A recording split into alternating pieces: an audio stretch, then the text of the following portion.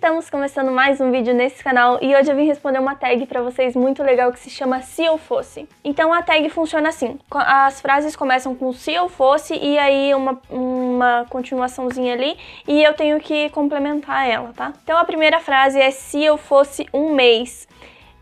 Se eu fosse um mês eu seria junho. A frase número 2. Se eu fosse um dia da semana, eu seria sexta-feira. Se eu fosse uma estação do ano, eu seria o outono. Se eu fosse um planeta, eu seria, eu acho que Marte. Se eu fosse uma direção, eu seria pra cima. Não sei se pra cima é uma direção, mas eu seria pra cima. Se eu fosse um móvel, eu acho que eu seria uma cama. Se eu fosse um pecado, eu seria, acho que gula. Se eu fosse um sentido, eu seria, eu acho que olfato. Se eu fosse uma pedra, eu seria, acho que um rubi vermelho, bem lindo. Se eu fosse uma planta, eu seria hortelã.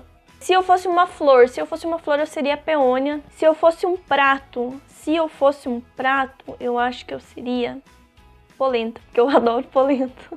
Se eu fosse um instrumento musical, eu seria, acho que um violão. Se eu fosse um elemento, acho que eu seria água. Se eu fosse um animal, eu seria um cachorro. Se eu fosse um sentimento, eu acho que eu seria empatia, que é uma coisa que eu pratico muito, então eu acho que eu seria empatia.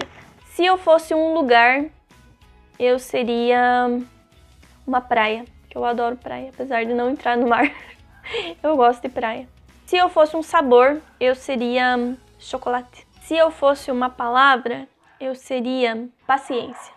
Se eu fosse um objeto, eu acho que eu seria um óculos. Se eu fosse uma parte do corpo, eu acho que eu seria os olhos. Se eu fosse um número, 7. Se eu fosse um símbolo, eu acho que eu seria uma flecha. E se eu fosse uma música, no momento, eu seria a música Home, do Phillips Phillips, porque é simplesmente incrível e tem tudo a ver com a nossa fase agora, da nossa casa e tudo. Então é isso, eu espero que vocês tenham gostado desse vídeo. Se vocês gostaram desse vídeo, clique em gostei, se inscreve no canal, comenta aqui embaixo o que você achou e todas essas coisas aí. Valeu, a gente se vê no próximo vídeo.